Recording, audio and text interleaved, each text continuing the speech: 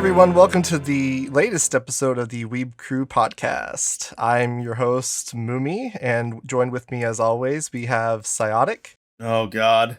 Yeah, I don't know what we're doing here anymore. I don't know. This was literally planned like a day ago. So yeah, why am I here? Tell me how this happened. Okay, Mumi, you explain. Yeah, so we found this guy, I don't know, I think his name is Kenneth from Florida. Yeah, Florida man. What can I say? So we got Kenny Lauderdale here. Talk about some old shitty anime no one watched, no one cares about. Well, that was why I made the video. I haven't done a video in a few months, so I was like, what can I talk about that literally nobody would care if I ripped into, that has no cultural relevance whatsoever, that is so unknown that it can't be copyright striked because the company that made it made one anime and then they never made something ever again.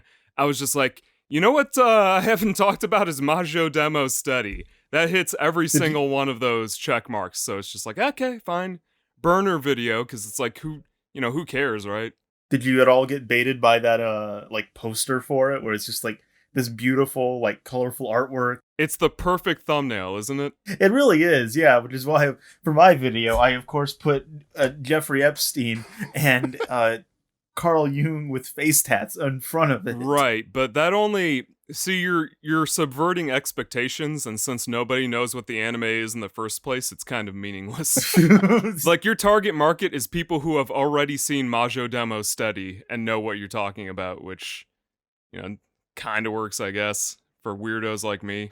Yeah.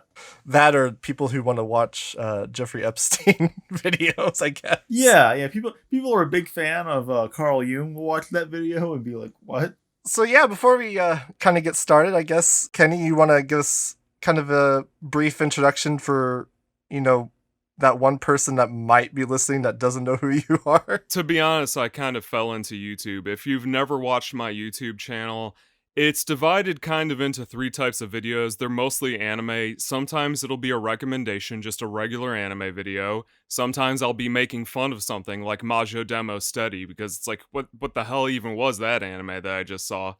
And the other times it'll be like a retrospective, like a history video. I cover lost media and just really, really strange things that most anime YouTubers and even people who are really, really into anime have never heard of. Stuff that interests me. I make videos for me at the end of the day. And, some people like what I do and some people don't. And it's just, Japanese media videos in general. I've done a couple of videos on these old J-dramas and idol shows from the 1980s too, so... At some point, maybe I'll cover video games, but, I'll take it one step at a time. And recently, I covered an anime that was so...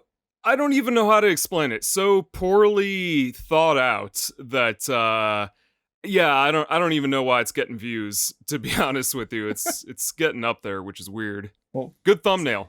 And good title, I guess. Yeah. It's instant thumbnail material with that fucking poster.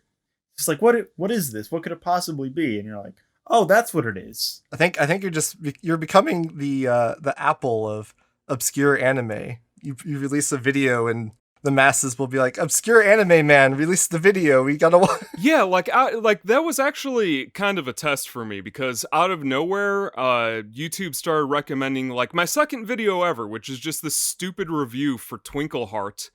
This OVA about a bunch of girls with Dragon Ball Z scouters on their heads fighting ninjas and stuffed animals and stuff. Just a really weird, cute, completely random OVA. And out of nowhere, that got almost 1 million views. Just YouTube was like, well, I guess this channel is recommended material now.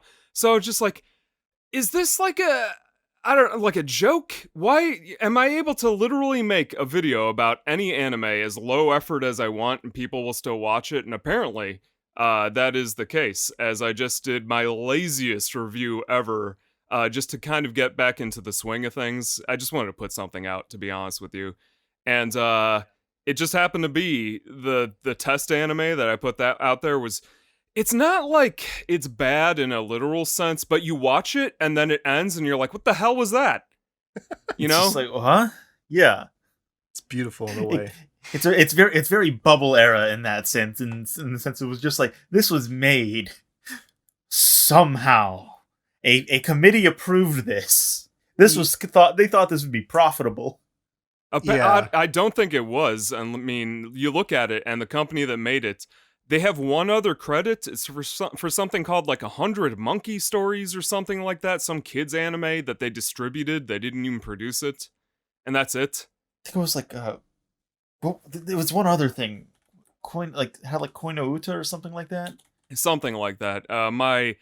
My general, like, people like to say when an anime is really bad that it was like a money laundering scheme, but like this really does seem just like peak bubble era money shuffling to me. They were just throwing that shit around in 1986. You can just get anything made. Oh yeah, they could spend $1 million on the dinosaur statue. They didn't care.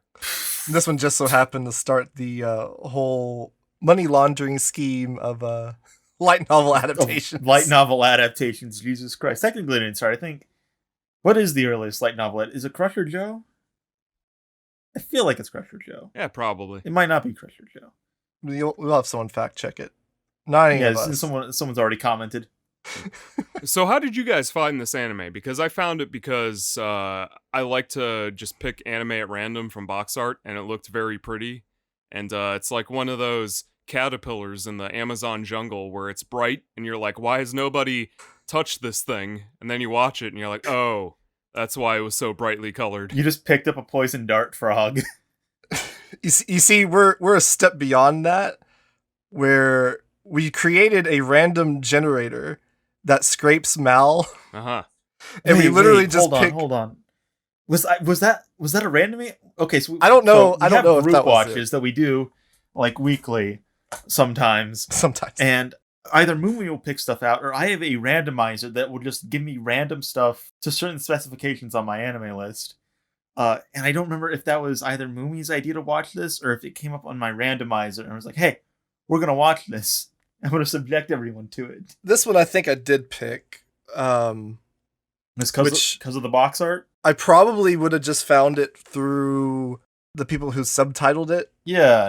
I just go through on Nya and just download everything from people that have uploaded like 2 or 3 things that are relatively obscure Orphan and I haven't heard of. Yeah. And so I'm like, oh, let's just try to watch all of these. Well, sometimes bad anime will kind of gravitate towards one another. I posted a picture of a Yahoo auction that I found where it was a bunch of Laserdiscs. It was like 3 of them as a bundle, and one of them was Twinkle Nora Rock Me, and one of them was this, and one of them was some other third anime, which I'm like afraid to look up now what that thing is.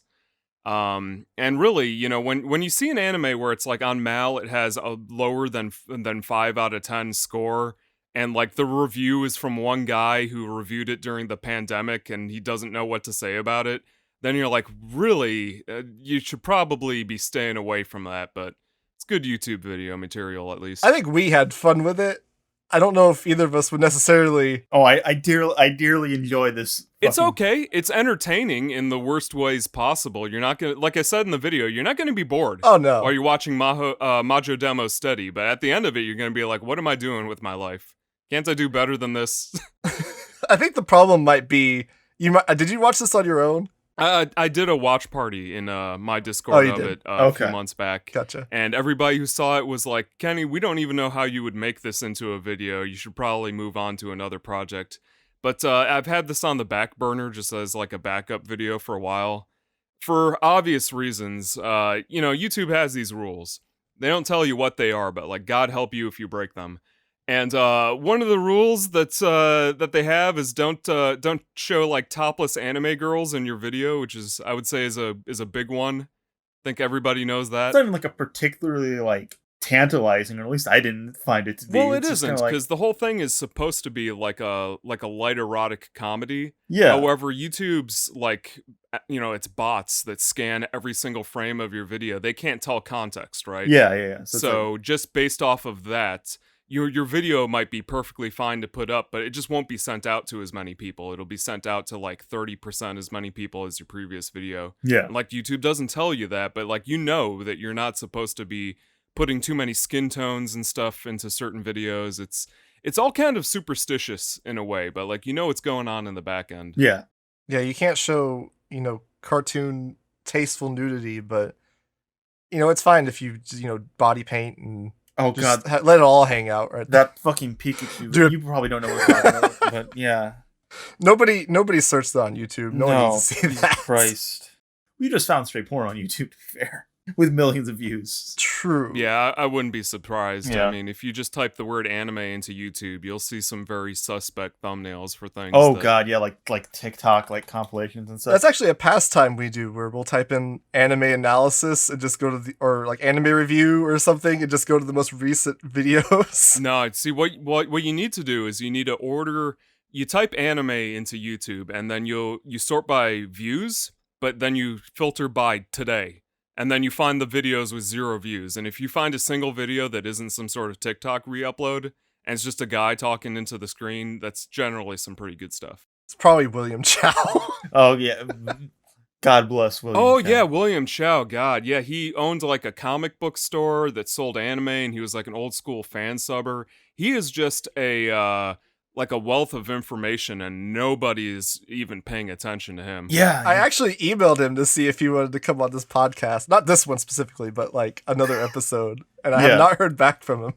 Gotta get in contact somehow. Well, generally, like the way that I see it, if somebody is passionate about something and they're talking to the void of YouTube and they're reaching no audience, but they're still doing it, then they probably genuinely care about what they're doing. And he just seems like one of those people that's been into anime forever and really loves what he does. So I'm definitely subscribed to that guy. Yeah, a lot of his videos are just like show and tell, because he just has so much stuff. It's insane. Oh yeah, he did a whole video where he's like, and here's all my hentai doujinshi. It's like, let's take a look at those. I'm just like, well, I guess I can't do a video about that, but I'm glad that he's doing it. I only wish he like had the means to like hire an editor or something. Like, I like the almost like campy old school feel of his videos to a degree, but sometimes but it's to his detriment. Yeah. Yeah. Like, if he just had a little bit better production, I think he could take off pretty decently. All of his videos have like white noise in them and stuff. Which, I don't know. I think I kind of like that at that point, because it's like, all right, yeah, this is just ASMR. Fuck it. Yeah. So his videos are a little bit bland, but they're informative. So, yeah. Like, people like us, we care. Because he actually has info that like you cannot find anywhere else. Yeah. However, those types of videos, they're just not entertaining, and that's the problem that I had with the Majo Demo Steady situation. I was like, well, I can like look into the minutia of every single person that worked on this anime and try to give this some legitimacy, but then I looked at it, I'm like, the company that made this doesn't exist. I'm like, that's odd. And then you look into. The director is listed as an Osamu Kobayashi. Now, who is that? He worked on the first episode of Creamy Mommy. Why is that important? Guess what happens in the first episode of Creamy Mommy? Big ol' police chase. What happens in Majo Demo Steady? Gigantic police chase. So, this is like speculation on my part, but I think they came to this guy, right? And they said, we saw that you did Creamy Mommy. We're gonna farm out this anime to a small studio. We're gonna sell it under like a shell company. Just do whatever you did in Creamy Mommy. No one's even gonna watch this anime. 35 years later, this anime has never been re-released. And I think that's basically what happened. Yeah, it is out of print probably forever. If this somehow now this just gets announced like, oh, we're releasing it on Blu-ray. I'm going to be like... Yeah, Discotech isn't going to be, like, putting this out again. Oh, God, yes. Discotech on the just, like, throwing money into a paper shredder. Yeah, but unfortunately, you're like the Elon Musk of obscure anime. So now the Majo Demo Steady Laserdisc are up at least $2 on eBay right now. If I Can could you find Laserdiscs? I don't know. Well, here's the thing about Laserdiscs. It's not like they're a good investment. No, they rock. You look at like Orphan Fan Subs, who has done digital rips of Laserdiscs like crazy lately. Yeah. They restored Twinkle Nora Rock Me, and they said they had to find like 7 Laserdiscs of Twinkle Nora Rock Me, of which they made maybe, I don't know, 5,000 total ever. In 1986, I believe it came out. Maybe it was 87 or something like that. Yeah. But my point is this. They had... The discs are so, like, poorly made that they're literally just crumbling away as oxygen gets in between the layers of the Laserdisc. And they had to digitally rip, like, 7 copies of Twinkle Nora Rock Me, average together the image. Yeah. And they said if they didn't previously have an audio track from the anime from like 10 years ago when the first rip was done. They said the audio was so badly distorted that they wouldn't have even had an audio track. So it's not like you can buy a copy of Majo Demo Steady and put it on eBay and be like, hey, this is worth a ton of money. You can't even play it. Yeah. It's like you buy it for the art at the most, I guess. Or just to say that you have it in your collection. Yeah, but nobody's gonna brag that they own this. I don't even like admitting that I saw this anime. Fucking what's also interesting, Nora Rock Me, is that the other side of the Laserdisc was like a making of documentary, which is subtitled now, by the way. Big shout out to Marty for doing that. Yeah, I need to actually like sit there and watch all of it, but I've never heard of like any other like OVA released on Laserdisc like having something like that. I just always assumed like the other side of the disc was like lost space. It's almost like Mikuri Satomi wanted to kind of distract people from the fact that the anime was so bad. They were like, we gotta add something to this thing. We know it's an absolute train wreck. Let's put a making of on there and just pretend that we didn't know that like what we made.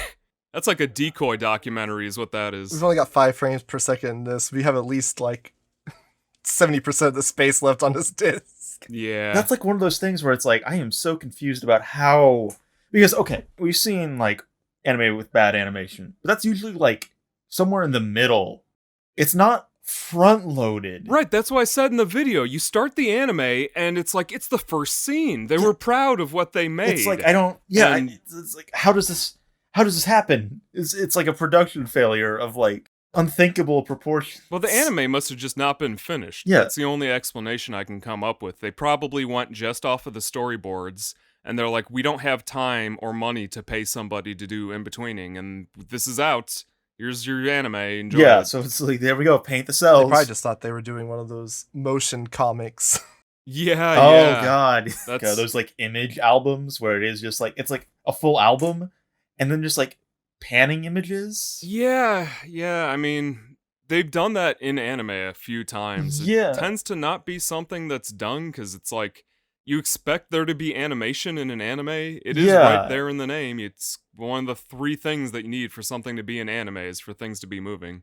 I think it's like the 80s like equivalent of like putting a CD in and then putting it on like a music player and having like Nyan Cat fly across the screen. It's like that, but with like a laser disc. So now it's just like drawings panned over. Right, which really makes no sense. I mean, like a few modern manga have done things like that. You look at Yotsuba. Yotsuba has like a soundtrack that you can listen to as you read the manga, and that was their compromise because like the creator of that series doesn't want there to be an anime. Yeah, they're like, well, I put all my work into the manga. To make an anime now is kind of like trampling over all that work that I put into it. So here's some music. You can listen to it with your kids as you read the manga. I'm like, okay, that's a nice compromise.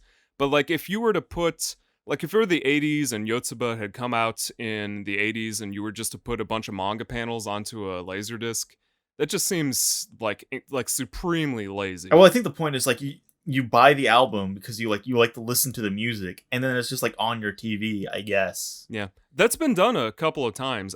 Did you guys see my video on Heart Cocktail that I did? Oh yeah. Yeah. I mean, it's kind of dry and boring, but like a few of the anime, and like I said, I'm gonna call them anime because I don't have a better word for it. That the guy has released are basically just manga pressed to Laserdisc with music. Yeah, and you know that is a thing that exists, but it's not done very often. What was that one that we watched, Sai? That was, I made the joke that it seemed like something that would just play in like the Gap in Japan, like on those screens, or like a clothing department store. Oh, Milk House Dreaming. Yeah, Milk House Dreaming, that one. Because that was basically what that was. Yeah, I haven't seen that one. I mean, it's basically just like animation quotation marks with like music playing to it. It's the idea of anime. They're like animated segments every 5 minutes. Yeah, it would just cycle out. There was no like continuation or it's coherent. Kind of how God, there's this OVA that's basically a music video. What was it? Purple Eyes in the Dark, I think is what I'm thinking of.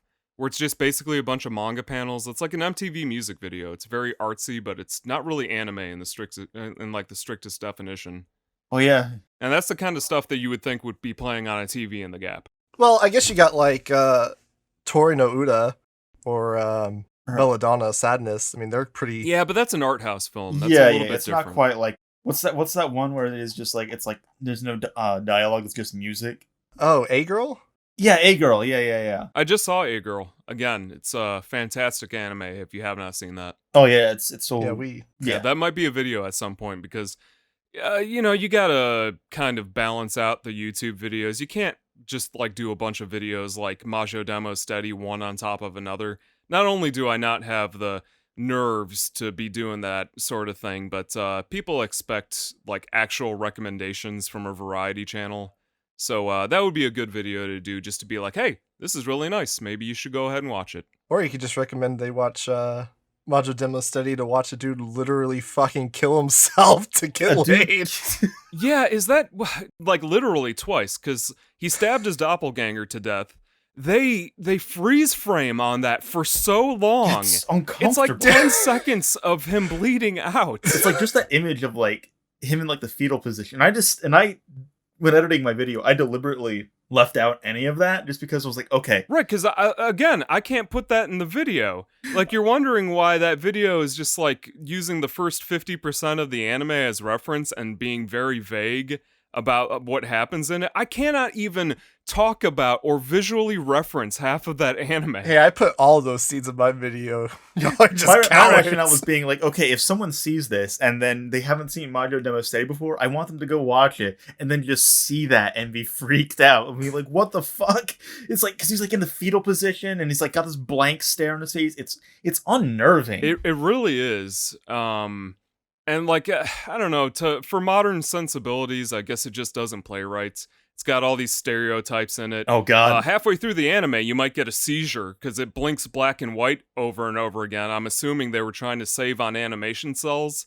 You don't see that happen often. When these gay men at a bar all just turn into monsters. It's like, oh. Yeah, and like oh. Yeah, and I couldn't say that in the video either because like, even bringing up these subjects, all of a sudden, like if somebody points out what you were talking about in the comments, yeah, I'm pretty sure like YouTube like scrapes YouTube comments too in order to try and figure out the context of what your video is about. So I think to an extent, yeah. That's why I always comment on every video that it was good until they started rambling about the Third Reich, and it's kind of confusing. Every video. Well, some of those comments, like I'll get comments on videos where I'll get the notification bell where it'll be like this huge, gigantic comment from like a person who was clearly not a bot, and then I'll click on it and the comment is gone. So sometimes I'll notice I'll get comments that are just like deleted without even going to my spam folder because there's like some automated system in the back end that like picked up a word that you said just now and just like you don't even get notified that your message gets deleted when you start saying stuff like that. Yeah, I'll notice that too. And it's not even like sometimes they didn't even say anything that would, cause that. Yeah. But you'll like click on like even with like we only get maybe 10 comments on our videos. Yeah. Right, and you'll click on one. It doesn't seem to have any rhyme or reason either. I think somewhere in the back end some people have probably said things by accident that YouTube is like, oh, now this account is like marked for all of their stuff is going to be under higher scrutiny. It's really like shadow banned or something. Yeah. Bow down to our ABC Google overlords. Yeah, sorry, you talked about Sailor Suit and Machine Gun in reference to a J-drama from the 80s. Now none of your YouTube comments show up ever.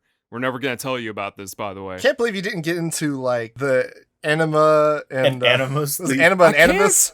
That whole entire section of the video, it's naked people in front of pyramids. How you even approach that? I mean, really, the whole ending to that anime is their bodies get combined into like I don't know, some sort of yeah. It's like you can't even like address half of this anime. But then they just separate later. Who cares? That's fine. They got better. They got better, yeah. Just gotta wait a week. It'll go away. This is one of those anime that I don't regret watching, but I could not imagine, like, if I tried watching this on my own, I would have just had a miserable time. Oh, right, yeah. Exactly. That's kind of what happened to me. And really, the worst thing that an anime can be is completely unremarkable. At least this was entertaining. I wasn't bored while I was watching this. Like, with, like, bated breath, every scene, I was like, what the hell is going on? Where is this leading to? And then it just ends, and you're like, what the hell was that? Not like a... Mumi, what's a really bland OVA we've seen? We've seen a lot. I don't know. Fucking. Yeah. Oh, a bland one we've seen? Yeah, I don't know. Mermaid Forest. There's a ton of them. I've had this one comedy video that's like, I don't know, 24 minutes long right now on the back burner for this one 1990s OVA called Kentoshi. Kentoshi literally translates to boxer, by the way. The name of the anime is just Boxer. I bought it because it was literally 1 yen. It was the cheapest anime I could find on Yahoo Japan. And you watch it and you're just like, this is the worst Rocky parody I've ever seen, and it's just boring. There's nothing notable to say about it. It doesn't have any really bad animation. Parody, or is it like a serious like sports thing? Right. Like a boring sports anime is like my definition of anime hell. It's just there's nothing to say. And when an anime is completely unremarkable in every single way, then you can't even make fun of it. You can make fun of Majo Demo Steady if you wanted to. You know, it's got a guy stabbing himself to death with a knife naked. Like, that's a notable thing. You can say that. Yeah. But if there's nothing to say about an anime, it's like it doesn't exist. So, yeah, I don't know. Sweet Spot? That was a bad one. I don't see. That's the thing. I don't even. Bride of Deimos? Oh, Bride of Deimos. Bride of Deimos is just incomplete. It just ends. There's a lot of anime that just end. I used to have a review of... and I said this on the other podcast too, but it's one of the only anime I can think of that just stops, which was Panzerworld Gallant. Like, they got halfway through the anime, and then they're like, and the bad guy got locked up, the end, credit roll. Nope. Oh, then you got, like, Mighty Space Miners? That's a fucking travesty. Yeah, because that was supposed to be longer than it was. What was it, like 2 OVAs? I want to say it was greenlit for, like, 6 or 7, and they only produced 2. And they're actually really good. So, California Crisis was also famously like discontinued, and it ended on a cliffhanger. Oh yeah, that one. Supposedly, yeah. According to Fred Patton. Yeah, Fred Patton. He said he talked to Hero Media Associates, whoever they are. That sounds like a Yakuza company to me. And like, according to him, he talked to one of the producers, and they were like, "Yeah, we're this ends on a cliffhanger because we're planning to do more, and we're producing a sequel, which is more like just." Investor talk in my eyes. They're like, oh yeah, there's definitely going to be a sequel. Please give us more money. We definitely did not make this anime to hopefully appeal to the American market, which they never sold to. I've heard rumors to the effect that there was like a mail-in order form where you could order California Crisis from America, so there may be like a very badly subtitled or maybe even like English dubbed version out there. Ooh. But I haven't heard no concrete evidence to that fact. Yeah. But you look at it and it seems like they were like, we've got a couple of OVAs, we want to ship them all over America, and I don't even know if it's the same company that I'm thinking of, but there's an English version of Dream Dimension Hunter Fandora that's lost media and only exists through the 2 clips that I have of it. And that's just like never popped up because nobody bought it because it was like over $100 to order through the mail. So, or do you know Alice in Cyberland? Yes, that's a candidate for a video in the future because it was canceled after 2 episodes, and if you make a YouTube video called "Canceled After 2 Episodes," people will click on that. And technically, it's like a precursor to some of the aspects of Serial Experiments Lane, which is kind of interesting. So yeah, because I mean, a lot of the stuff in there feels like it's got like, you know, cyber terrorists and all that. So it's like it's kind of a prequel. You can see what like Konaka was like already thinking about. Right, you can tell Lane. that there's ideas that would have led into Lane. And, yeah. I don't know. I'm too scared to do a video about Lane because one, everybody knows about that anime already. So it's like, what context could I possibly give to it? Everybody's already talked about it to death. But yeah, doing a video on that, it's like, well, have you seen Serial Experiments Lane? Here's all these ideas that led into this. It wasn't good, but this got canceled, so Lane could, be created at some point. So maybe there was some good Alice in Cyberland crawled so Lane could run. Yeah, somebody did a video about it, by the way. I think it was like Bob Samurai or somebody. Oh yeah. Because I was looking into it, I was just like, this one guy who has like 50,000 subscribers seems to be doing retro anime reviews out of nowhere. But he didn't talk about the anime at all. There was like no actual info about it. Oh. Just like, hey, this anime came out and it was bad and it was canceled and that's the end of the video. Please subscribe. And I'm like, you can't really do a video like that. Like, that's the kind of content I don't want to make. That's why I didn't like this video on Majo Demo Steady, because it's just the laziest thing that I could possibly put out. Yeah. But at the same time, this type of anime, that's the only way that you can get a video of this level out to people. I can't be like, hey, listen, most of this anime is topless anime girls, and there's a bunch of gay stereotypes in it, and also it might give you a seizure. Go watch it. That will get sent to nobody. Have fun. Yeah. Right, because you watch it and you're like, what the hell is this? What is this story? Where did this girl come from? Oh, she's from a mirror dimension where your perfect lover exists. Okay. You gonna expand on that? No. It's apparently, it's got a lot of pyramids in it, and it's headed by some alien god that will combine you with your perfect lover into like a hermaphrodite body, but it wears off. And then the end. Like, what could you possibly say about that anime? I tried, guys. I wish like the fucking like light novels were like translated in some capacity. Just be like, okay, what the hell am I missing here? So, clearly, stuff is being like cut out. Yeah, to be fair, like, you did cover a little bit of the information about it. The creator does gag manga. He's done some artwork for Tatsuro Yamashita albums. That's something notable that a few people would know about. Yeah. But really, you know, the way I looked at it is that's like giving legitimacy to the anime to make it like it's got some sort of historical context, which I suppose it has maybe a faint glimmer of some sort of history. But that's taking away from the entertainment aspect of just being like, this anime is stupid. Don't watch it. And at the end of the day, people want to be entertained when they're watching a YouTube video, you know? Well, I think that's the thing. Is like when I was going in, I was like, okay, this is definitely something I can make a funny video about. In a lot of ways, I think for me, research is like how I pad a script. Because if I just remove all that, the video is like 3.5 minutes. If I put it in, we get to 7 minutes, baby. Let's go. Right, it's padding, and I hate padding. There's this YouTuber who's doing similar content to me right now. I think her name is Hazel. Are you guys subscribed to Hazel? Oh yeah, Hazel. Yes. Yeah, and Hazel's videos are like an hour and a half long. Like, okay, fine, you're giving people content, but like at some point you need to cut out some of the padding, I think. Like what's sad about her videos, like we watched her, I think it was her Bari-kun video, and that was actually pretty good. Like it was a reasonable length for the show. I think it was like 20 minutes. I think she removed it now. Which is why she took it down. Yeah, because it was a good video. And now, like, because we watched her, we did like a little roundup for like seasonal anime, and we watched the Vladla video, kind of prepping for that one. We didn't even finish that. We got halfway, and then you just stopped, right? Yeah.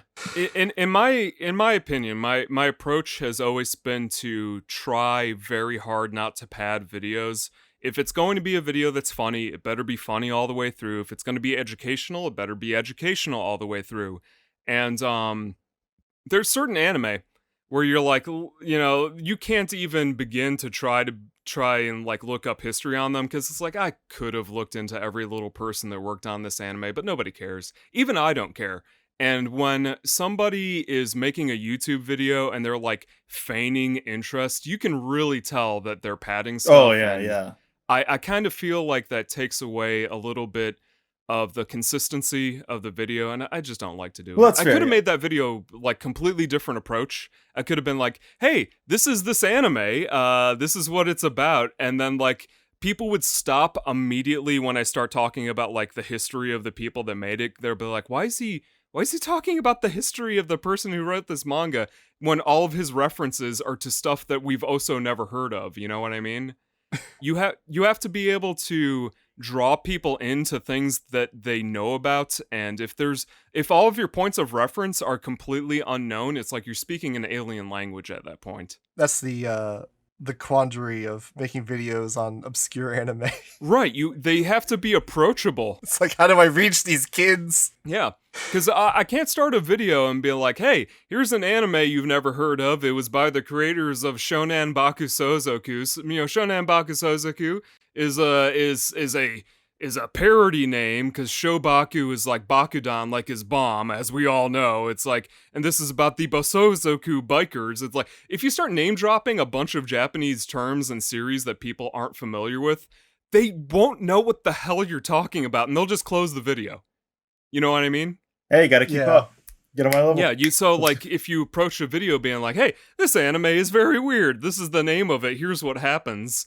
Would you like to learn about who made it? Because all the things that they've made you've never heard of. No one's going to care, really, I don't think. And again, at the end of the day, that's just the approach to the video has to be a certain way. Like, for example, I did the Golden Bat video. I was just like, Golden Bat is a spooky skeleton with a cape that's basically invincible, that laughs at people in their face. Everybody can be on board with that, and then you'd be like, okay, this is what the anime is about. Oh, so he had a movie. Oh, so a bunch of other stuff, and here's some other things that you might be familiar with that tie into this character. You can kind of build a video that way, but when you have something like Majo Demo Steady, where the company that made it no longer exists, the character designer who worked on this only worked on this one anime. They also worked on Pat Labor Movie 3 as like a consultant or like a partial story writer, I believe. They wrote it, I believe. Yeah. Yeah, so like you look at this. Yeah, Tori Miki's done a lot of You look at this and it stuff. seelike they lent their character designs to this one anime, and they were so disenfranchised with anime work afterwards that they never ever lent their like hands to a single anime afterwards. And you look at it from that perspective, it's like, oh yeah, I can see why nobody wants to be associated with this. Well, what's funny is you hear that like a lot with people in the industry where like they just like I'm actually working on a script for a video right now of a guy who he was the guy who directed C3 Boo, and after I don't know if you know who that anime, I Kenny, haven't. but Is it recent or is it some OVA I haven't seen? it's from 2013. Yeah, so I probably it's a late era Gainax anime. It was for basically context. yeah. It was like the second to last anime that Gainax ever made. Oh yeah, that's probably why I haven't heard of it. Last Gainax anime I saw was Panty and Stocking? Was that Gainax or was Trigger on that? That was Gainax. Yeah. That was Gainax? Alright. Yeah, and then Trigger was found probably the last quickly one I saw after then. that. Yeah, he directed that and basically just quit the industry after that because his experience was just so like, awful. I'm not surprised because like you look at Gainax and they are literally a shell company that owns the rights to all of their older properties, and nobody who like worked at the industry at the beginning is part of that company now. And it seems like according to Anno, they just shuffled around all their money and all their rights so they could just kind of make Evangelion like brand Dorito chips. Oh yeah, you know, till the end of time. Yeah, Gendo razors. Yeah, Gendo razors, tomatoes, things like that. Well, now Kara owns Evangelion now, don't they? And then yeah, Kara owns Evangelion, and I think I remember reading somewhere that Panty and Stocking and Gurren Lagann are now owned by Trigger. Yeah, but yeah, it's I don't know what's going on with Gainax, but they're not the company that they used to be. And if the person who worked on the last thing that they ever produced quit the industry, then that's a telltale sign that is probably not a company that's so good anymore. Yeah, they really lost their X factor there. And now they're Gaina. They're Gain. Gaina. Oh goddamn! Fuck off. That's a stupid joke. I hate you. It's because I'm old. Yeah. No one knows what the X Factor is anymore. Is that the X Factor? That's what I'm referencing. Well, you know, I would like to make tons of references to things that literally nobody knows about, and if I ever do put that video out on that boxing anime that I'm talking about, you can look up Kentoshi online. You won't find any info about it. There's 3 OVAs to the damn thing, and somebody started subtitling it. They subtitled the first OVA, and then they just quit. So, like, if that tells you what level that anime is at, my main point is this. I don't know if it's going to stay in there, but, like, in the script, I got so bored about talking about it, and I'm like, and I guess there's a manga about it, but you know what? I'm just going to fast forward past this part of the video. I'm just going to skip it. And what I did is I recorded the video to a VHS tape by sending a render of it to my PS3, and then I plugged my PS3 composite cable into my VCR.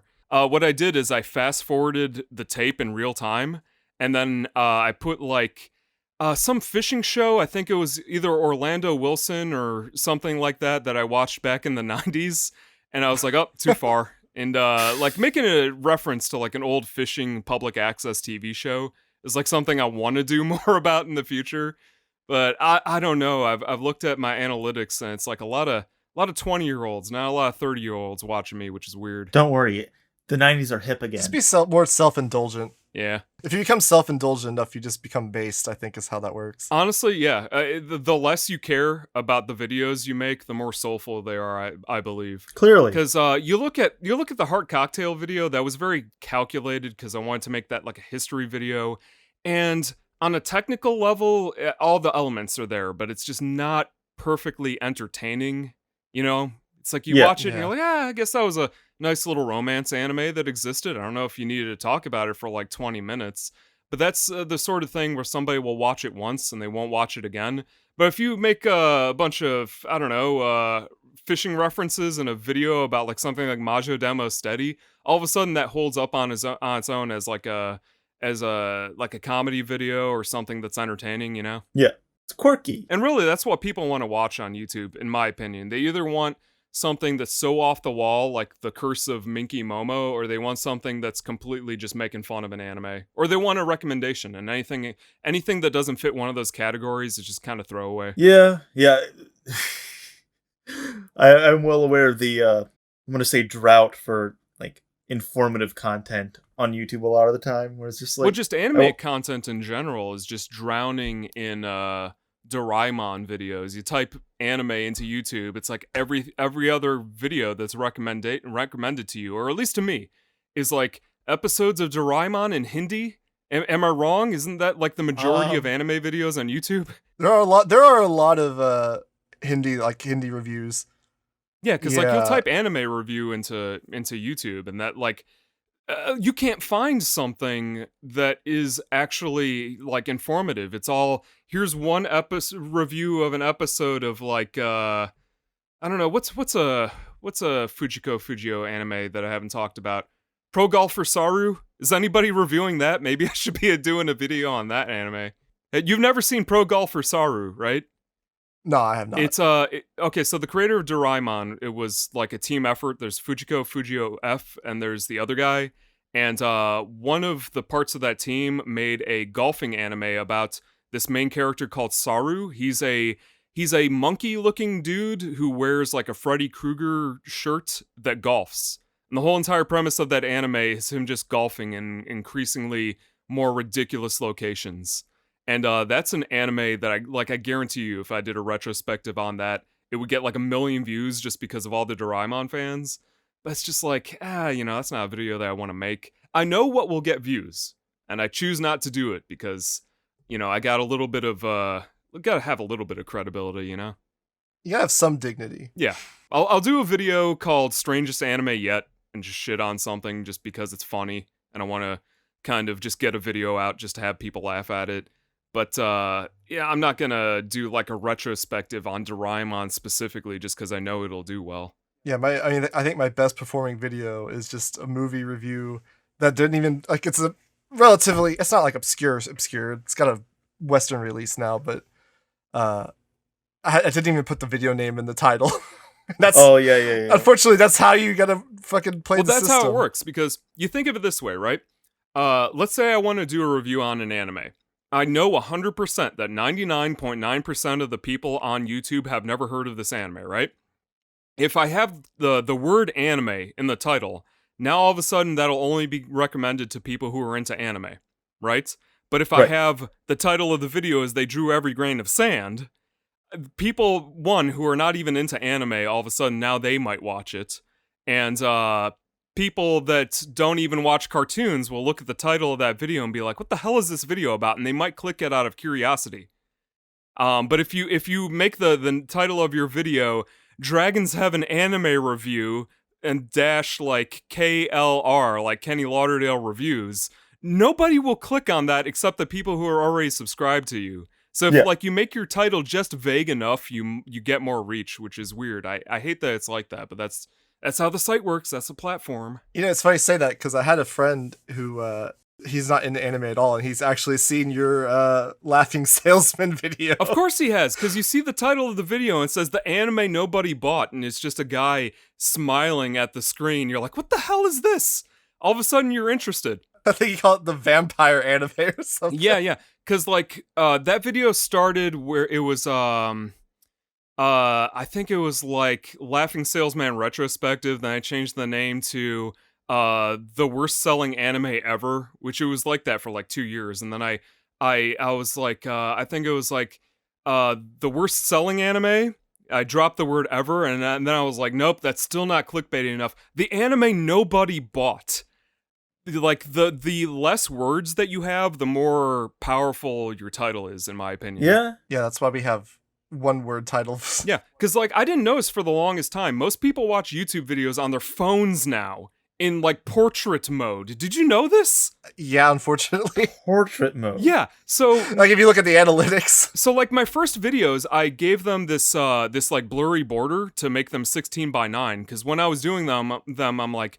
in my head, I think it was like 2015, I started the channel. I was like, yeah, most people are watching this on like their TVs or their computers in 16:9 on a high definition TV, right? And then cell phones became so saturated that 4:3 aspect ratio vertical videos apparently gives people more viewing room now. So, because like people are watching it in portrait mode on their phone, so it kind of circled back to like 4:3 being the preferred mode now, which is weird. Well, that just kind of make it kind of base though when you're doing a 4:3 anime and it's just in 4:3. Well, yeah, but it's consistency, isn't it? Because like if the video is blurry, then all of your video assets should be blurry too. And it's like if you're making a video about VHS, you got to embrace it as an aesthetic, don't you think? I think so, yeah. Yeah. For sure. Unfortunately, like I'll do shit if I do shit that's like a 4:3 ratio. I usually am referencing like tons of other shit, so I have to put it in 1920 by 10. You say that, but you don't. You just crop off the sides. That's what I've been doing. I had a video where I started doing that where there's this Shonen Jump series called Silver Fang, where it's Ginga Nagare Boshi Gin. Yeah. Yeah. So, it's about the dogs fighting bears. Yeah. Nobody wanted to watch that video, by the way. It's on the second channel for a couple of reasons. But I rendered that video in like 4:3, and ever since that video, if the source is 4:3, I'll just render it in 4:3. There's no reason not to. Fair. Yeah. Because like YouTube will automatically generate 16:9 bars anyway, so it's like, what's the point? See, the future is doing manga reviews in portrait mode. I'm sure there's some TikTok. people that do that. That would be... I think that actually literally exists. I don't remember who it did it, but well, there's someone that YouTube did Shorts are becoming really popular because of the whole like TikTok re-upload movement. Yeah. So God, I'm really bad about that too. yeah, I tried Like, doing I'll see shorts. one. It doesn't fit my format. I know like Wang has done a couple of shorts, but it's just like, I don't know. It seems kind of lazy. Yeah. I mean, if I could tool some of our shit and like make clips and do them as shorts, might do that, but I don't know. I'm how sure I even could do get that. millions of views by doing shorts. I just don't feel like it. It just it feels weird. Yeah. I don't have a TikTok. I don't know what that platform is. Well, it's like, I don't either. It's very ADD. Can I say that? It's very frenetic. It's very fast paced and just like weird. I don't know. I'm getting old. That's the problem. I look at TikTok. I'm like, why would anybody use this platform? It's 10-second videos. Why would I watch that? Well, Sai is the zoomer here. Sai, explain why you use TikTok. Yeah, so I use TikTok, and that might be the worst thing I've ever admitted about myself publicly. And what's interesting about it is that it's a very insular platform, because a lot of the time you'll go to like someone talking about seasonal anime or whatever, and they'll have like hundreds of thousands, if not millions, of followers on TikTok, but they'll have other social media linked as well, and none of it is anywhere near that level of popularity. I joined their Discord. It's like maybe 1,000 people tops. Yeah, people generally don't jump platforms. Yeah. I was thinking about doing like a Twitch channel at some point, just so I would have, I suppose, a different audience, because you really do want to, differentiate your content at least a little bit beyond a couple of sites. But Yeah. I look at that, I'm like, do I really want to start up a Twitch channel? Then I need to learn how to use Twitch, and then it's like, even if I start up on that platform, probably nobody from that site is going to go to YouTube and back and forth, so... It's difficult, yeah. And a lot of the time it's just like, stream on YouTube. I already have the audience here. Rather than being like posting like a message or a tweet or something, you're not going to get as wide of a reach. Yeah, I don't even use fucking Twitter. I basically just made mine just to whore videos out. Yeah, I barely use Twitter. It's mostly just fun posting and trivia occasionally. By the way, I posted those scans from Animage about Majo Demo Steady on my Twitter. Oh. So that's a little bit of trivia. Sai's gonna go look those up, and I now must revise my entire video. make an addendum.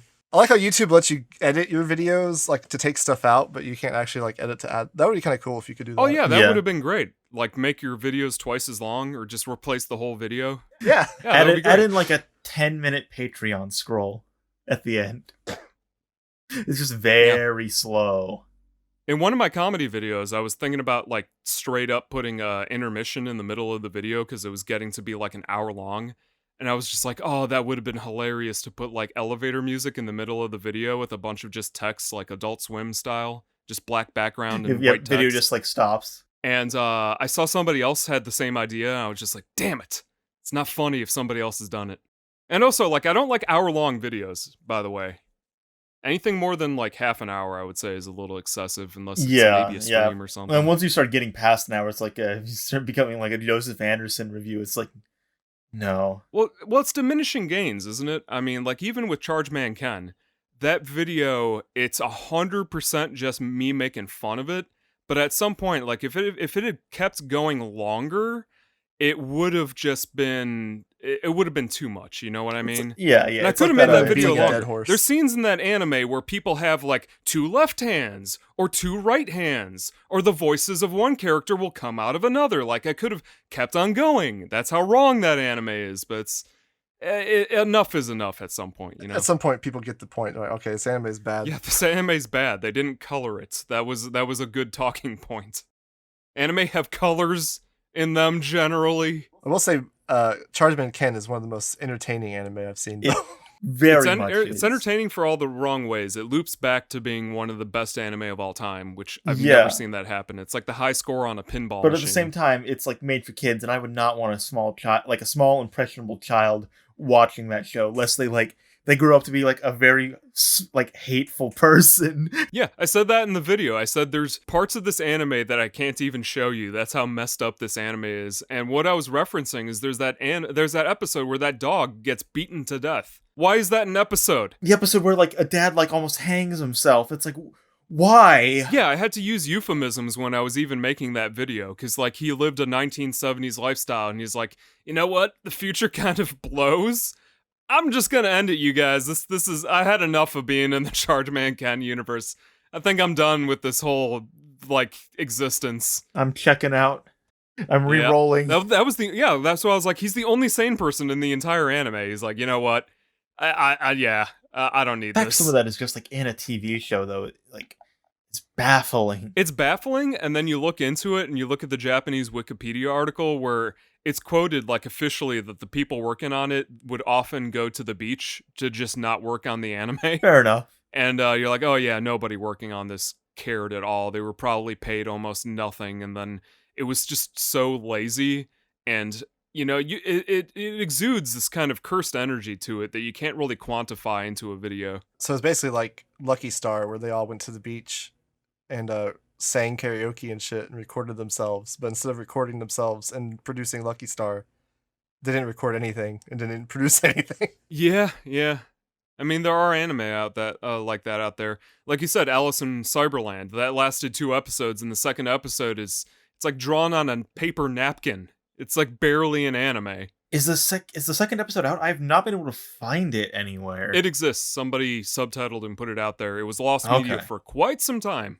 So, since we got you here, what kind of got you into, I guess, like anime and kind of more down the rabbit hole of like lost media and stuff like that? What is it that kind of draws you to that and interests you in that? Right, well, that's 2 questions. One, I got into anime same way a lot of people that grew up in the 90s. It was on TV. You had Toonami in the late 90s. That was kind of the saturation points where I would say most people were watching Outlaw Star and Cowboy Bebop and Trigun and really a lot of space shows for some reason in 1998, but yeah, you know, it was on TV and it was different from cartoons. It wasn't your Bugs Bunny and Tom and Jerry and, you know, Animaniacs or whatever. And you looked at it and it's like, well, this is not slapstick comedy. This is very different from everything else that you've ever seen. And it opened up a new world of narratives that you would like I would never really watch movies as a kid, but then all of a sudden you watch anime and you're like, huh, animated stuff can have a story to it. Maybe I'll start watching some movies too. And it really just kind of broadened your mind and opened up a lot of doors as far as, taste goes. So to answer your question, yeah, it was on TV, and when all you're watching is, Nickelodeon and Care Bears and the Smurfs and stuff like that, all of a sudden you have something like, literally anything on Toonami. Like, all of a sudden Dragon Ball Z hits you and you're like, whoa, maybe I should be into this. This is way better. So yeah, to answer your question, same way a lot of people my age got into anime. It was on TV. And really, you just watched whatever was on TV. You didn't have the internet. I know, like, most people didn't grow up in a pre-internet world, but, like, I didn't have the internet until, like, 1998 with those AOL.com discs that were mailed. Oh, God, yeah. So, like, they just appeared out of nowhere. They were just mailed to everybody's front door. We don't know where they came from. But yeah, that's generally how I got into anime. It was on TV and just, snowballed. You just start going to Suncoast Video, you buy VHS tapes, you go to your local library, you rent everything you can get. All of your friends have anime tapes, you trade them between one another, and then you just gain an appreciation for this entire thing, this entire world of animation that you didn't even know existed. As far as the stuff that I do on YouTube, it's more of a natural selection type of thing. I'll give you an example. Majo Demo Steady. The company that made that anime does not exist. You cannot give me a copyright strike for talking about Majo Demo Steady, for using 3 to 4 second clips of that anime, because the people that made it, they do not exist anymore. Who owns it? Nobody knows. Make fun of it all you want. Nobody cares. You can have some fun with that. But if I were to do a video on One Piece, or some Toei anime, or something by Sanrio, or Toho, or any of these companies that like to just kind of delete your channel for even mentioning that you enjoyed their anime, you can't really do that these days, and it's really sad, because you see a lot of channels who are very clearly passionate about popular anime. There's a channel that I have featured on my, like, featured channels tab on my YouTube channel called Magical, and Magical got so many strikes for talking about Pretty Cure that his channel was literally one appeal away from just disappearing overnight. And all he wanted to talk about was Yuri anime, shoujo stuff, and magical girl anime. And that guy really, really loves the anime that he's into. And all of a sudden you wake up one day, it's like, oh, Toei decided that they want your channel wiped off the face of the earth. Why? They say that they own every video that you put out. Why is that? Because you use, like, a couple of 3-second clips to illustrate your points for review. And apparently, like, fair use does not exist in Japan, which really, to me, never made much sense, because you look at the 1980s anime environment, and every single character from every single anime would just show up in the backgrounds of other anime. Dirty Pair showed up in the background of, like, half the anime that came out in 1987. You just look at something like Comic Cat, where it's just, like, all these, like, fan works that are just totally derivative of other things. Exactly. How does this exist? You look at like Studio R, who worked on the short for, like, Pony Metal U-Gaim, and every single person that worked on that short, one of them was the co-founder of Studio Bones. Or maybe it was Madhouse. I think it was Bones. Bones made Full Metal Alchemist, right? Wasn't that Bones? Yeah. It's probably Bones. Yeah. And, like, every other person who worked on that short either went on to be a prominent artist, or maybe a director, or somebody important in the industry. And that was all off of like a fan short, right? You look at Magical Emmy. Yeah. Pony Metal U-Gaim shows up in the background of a bunch of episodes of Magical Emmy, and you look at like even the hentai side of that. There's, like, episodes of Cream Lemon that have cameos of Pony Metal U-Gaim in the background, and you look at that stuff. It's like, man, everybody was so tight knit. They were all referencing each other's stuff, and it was a better environment to make anime. You could have the cat from What's Michael show up in the background of a bunch of anime, and your anime wouldn't get, like, nuked off of the internet, because there was no internet, and all these people, all these animators, they were tight-knit, and they were all friends, at least in a business respect, I would assume. And you look at there's a Blu-ray for like Dirty Pair Project Eden that has, for a couple of frames, has characters from Space Family Carl Vinson, because the character designer for Space Family Carl Vinson, Asari, he worked as character designer for the monsters in that Dirty Pair anime. Really? The Blu-ray for that anime has those frames just scrubbed. They digitally removed those characters because there's like 3 frames of animation that reference Space Family Carl Vinson, and for like legal reasons, they can't even have 3 pictures, 3 frames as a cameo, as an Easter egg from like another company. It's really sad. Yeah. And that kind of seems to have bled into the anime industry at large. And that has also, you know, as an extension of that, has bled into YouTube, where you have whoever's at the head of these companies saying, we don't even want you using a screenshot, a piece of artwork for our anime as like the background. Like, you couldn't even have like, I've seen people where they're like, yeah, I had a still image of a Dragon Ball Z character and I just talked over it, and like I got a strike from Toei for a still image. And it's like, at that point, that's almost malicious, really, you know? Yeah. Like, even Japan has to look at that and be like, what, you can't use a single picture of an anime to talk over it? That doesn't seem fair to me. Well, weren't they the ones that were trying to roll out that law, like copyright law, where you couldn't even post like memes on Facebook? Like that would be copyright like infringement? Yeah, I mean, it's all intertwined. You even look at like VTubers and stuff like that. They don't want VTubers to, you know, they are under all these contracts and stuff where they can only play certain video games and they can only appear on certain platforms, and that's like, now all of a sudden that's like a real life anime character. And it's like, what, I can't make a parody picture of Korone and put that on Twitter because I like, you know, her making fun of Banjo-Kazooie? It's like, no, you can't do that. We're going to sue you. It's a sad state of affairs. So to answer your question, the videos that I make, part of them are just out of necessity. I did a video on Lava Thunder because 1, I wanted to know what the hell that anime was, and 2, the anime didn't exist in the first place, so it's like no one's going to give me a copyright strike for it, you know? It's kind of this serendipitous, coincidental situation that I'm in, where the stuff that I'm into also happens to be the stuff that literally nobody cares about. And when you're talking about anime that are only mentioned like a single time, you have maybe a screenshot of them and they're from a company that doesn't exist, it's almost like bulletproof as far as the videos staying up forever. Yeah. But I've even had my Laughing Salesman video was claimed recently by Shin-A Animation, I believe is the Doraemon company, and they released it, thankfully.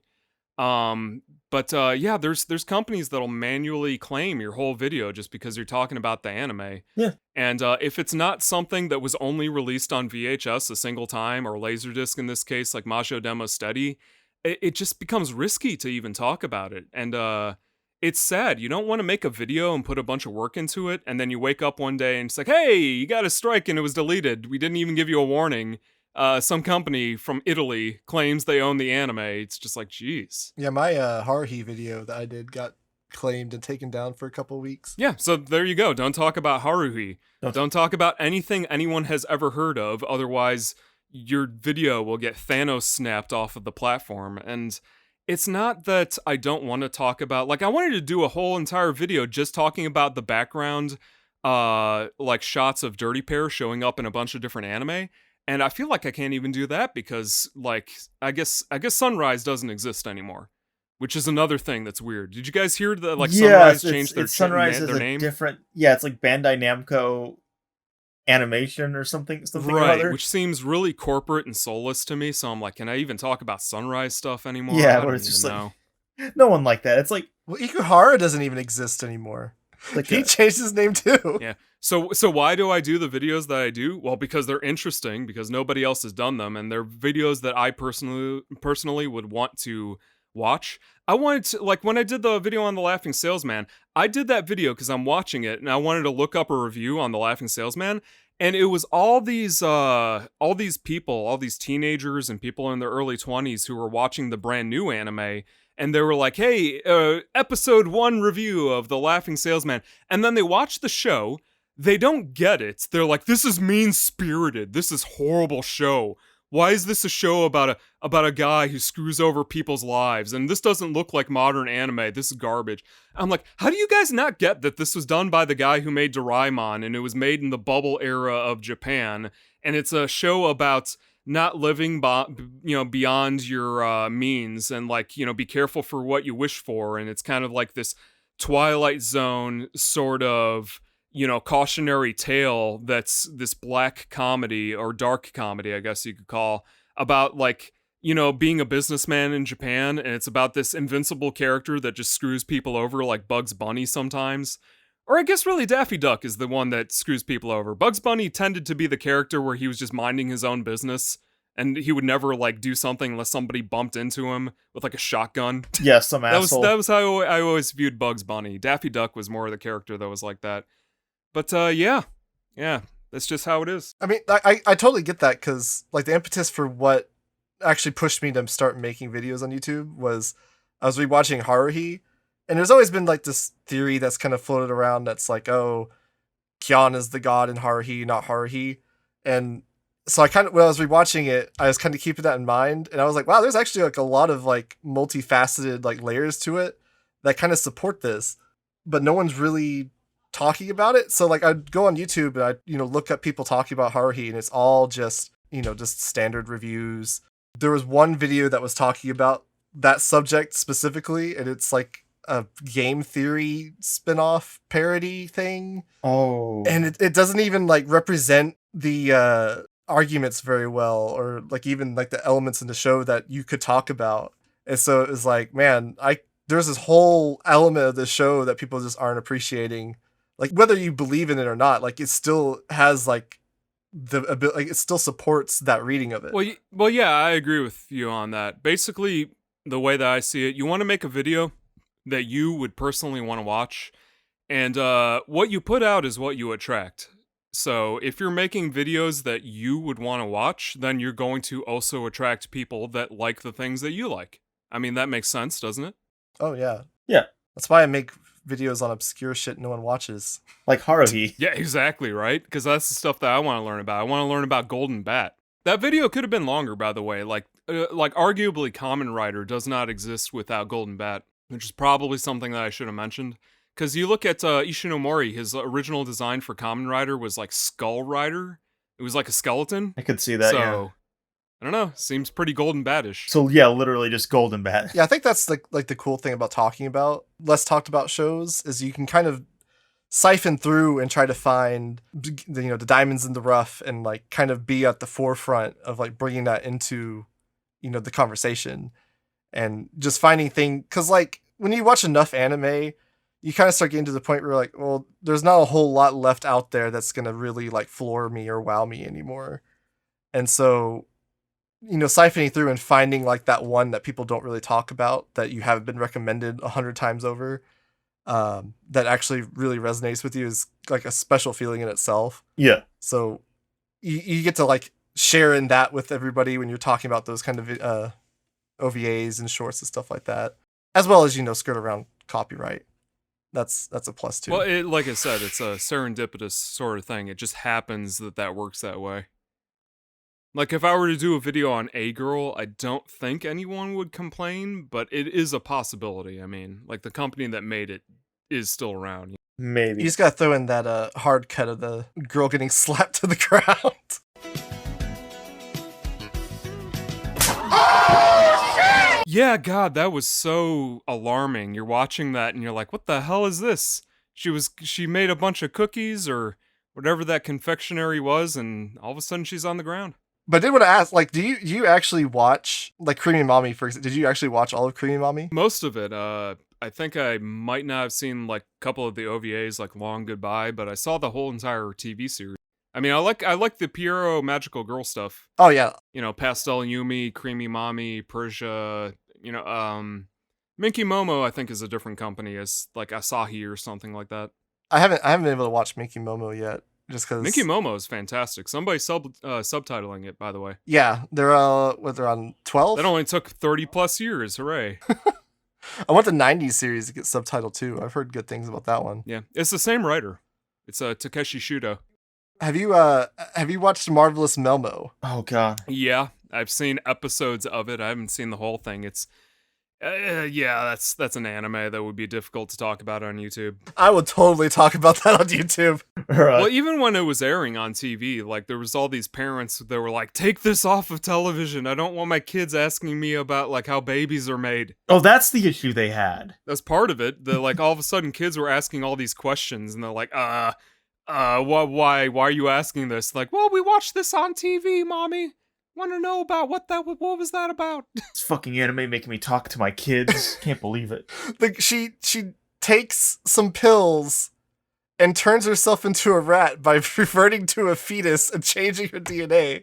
Like, would you consider that to be a magical girl anime? That's the question. I mean, how do you codify? Are the pills magic? Is that a type of magic? I guess they are created by the committee known as God. I mean, the thing about magical girl shows, you know, at the beginning, not a lot of them were strictly like, I mean, obviously Sally the Witch, the first one, was literally a magical girl in the sense that she's a witch.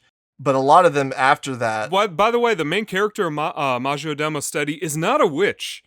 You can have magic powers, but like if you don't have anything that makes you a witch, like she didn't have clothes. She doesn't have the hat. There's no broom. She didn't have spells. That's not a witch.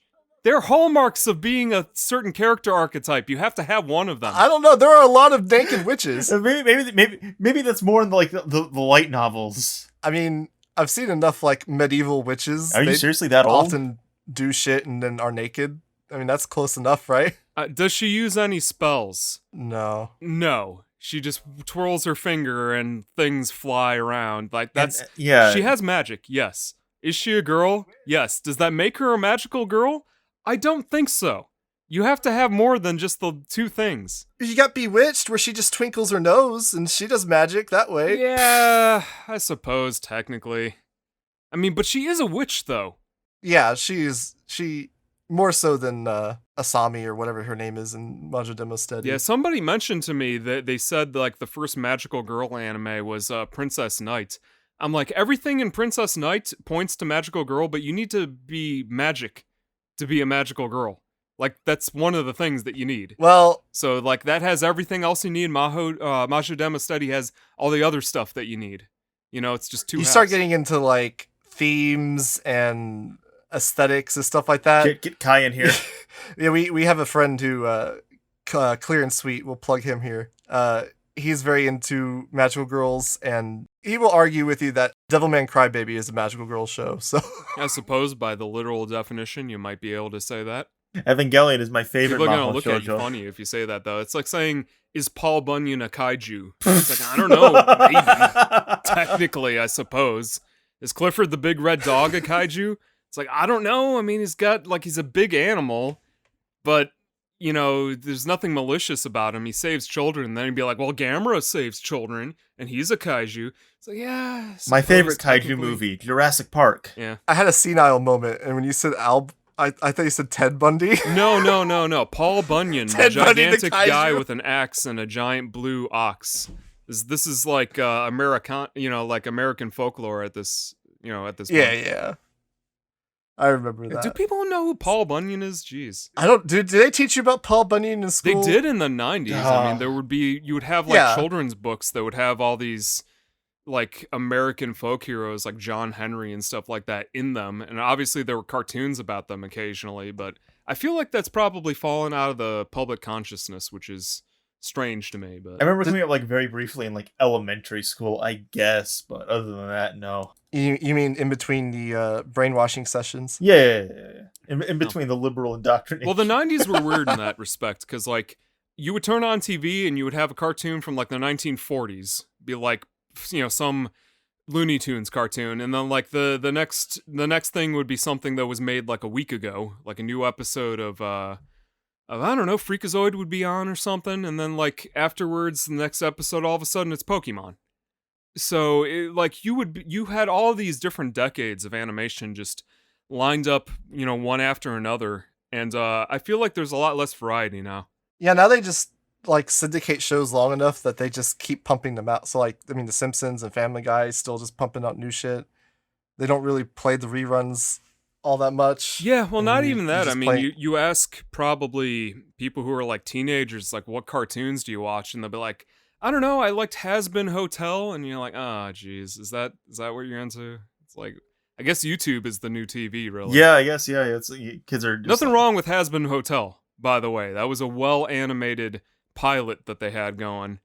But like, yeah, a lot of stuff is just gravitating towards like YouTube shows now, which is, I guess everybody's just watching everything on their little Game Boy style, phones. Well, take me back to looking at porn on my PSP. Oh God. What do they call it? The PlayStation Portable? Oh yeah.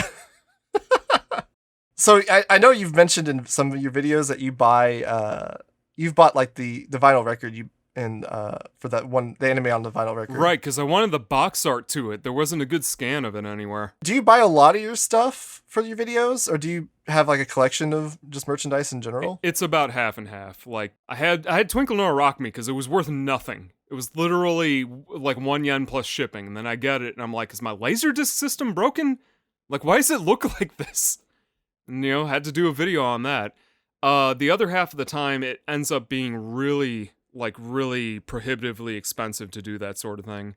Like, the most I think I spent on a tape was, I did a video on Elfie, Coral Reef Legend Elfie of the Blue Sea. That was like $100-something for that tape. Oof. And there was already already like a rip for it. I didn't need to do that. But yeah, it's about half and half. It just depends on what's available, really, and how deeply I want to get into something.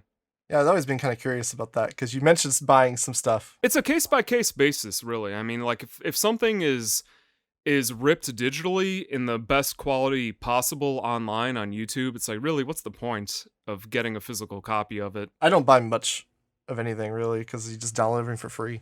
Well, it's mostly from, like, a presentation perspective. If I can't make the video look any better... Yeah. I'll give you an example.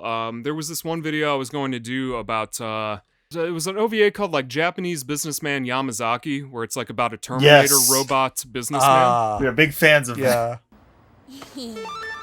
私鹿島凛子さすがは山崎さんこのシンナー臭い不良少女の構成まで引き受けていらっしゃる縁もゆかりもない家出娘ですなんだ And there was no decent rip of that online anywhere, and then I ordered it because it was like 1 yen. It was very, very cheap. Yeah. And then like a couple of weeks later, somebody released like a better version of it online, so I was like, there's very little that hasn't been put online, thankfully. You say that. I say that, but there's unsung heroes out there that are ripping VHS tapes and like digitally recreating whole anime just from screenshots. I need all these knockoff Korean anime movies subbed. Yeah, those are hard to get. I couldn't even find a legitimate copy of Golden Batman because that was only released in South Korea and Mexico on VHS. Yeah. It has like I couldn't even find a copy of it. Mexican dub. It's just in Spanish for some reason. It's like, why? We'll be forever waiting on Moncherry Coco. What's that one like Reddit meme, Lost Anime? What, Saki Sanabashi? Is that the one? Go for a month. Damn you, Wang. Do you have any idea how many emails I got after Wang did like 3 consecutive videos about that anime that doesn't exist?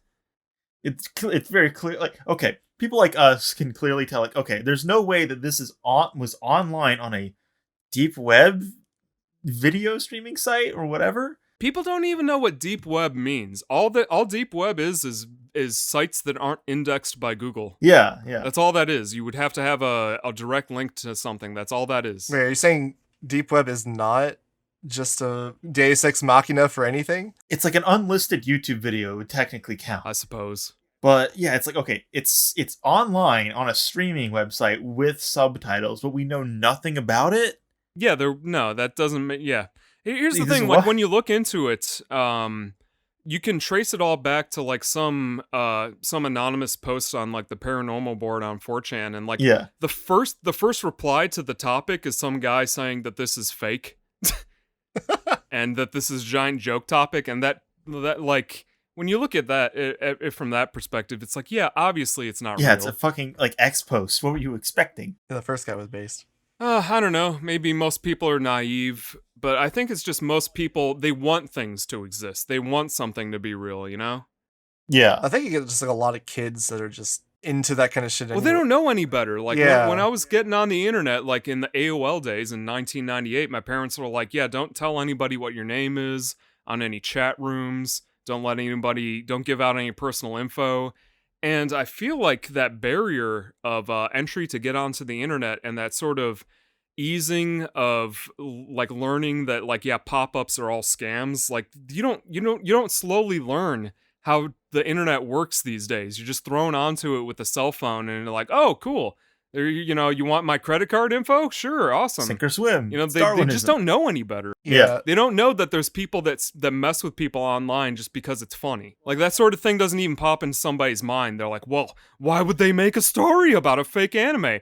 Why would they go on the internet and just lie like that? What are you talking about? This sounds legit. You really think someone just go on the internet and tell lies? Right, and then there's people who pretend that they believe that the rumor is true, and then people that don't know any better, that aren't in on the joke, all of a sudden they run with it, and then you have a search for an anime that clearly doesn't exist. And then all of a sudden, like, Wang on YouTube makes 3 entire videos about it. Yeah, there's definitely, like, this weird disconnect between, like, older generations that were on the internet and, like, the younger. Because, like, I remember it was, like, back in the day, someone found out your IP address. That was some real shit. You're like, oh, fuck. Come to my house and murder me in my sleep. Whereas now they're just posting online. They're like, oh, yeah, I'm gonna be at my friend Timmy's house. His key's under the mat. Like, post their full address, social security number. It's just like, what the fuck, dude? Another issue that I see is people, they like lost media, but only if it's relatable to them. There's tons of lost anime out there. Yes. That I could tell you about them and you just wouldn't care. Example, there's a Robinson Crusoe anime out there. Go ahead and watch it. You can't. There's like 2 screenshots of it, and like I know that it's on a streaming service in Japan, and it was also available in museums for a short amount of time. But like nobody cares about the Robinson Crusoe anime. Nobody's gonna like go out on a gigantic hunt for this thing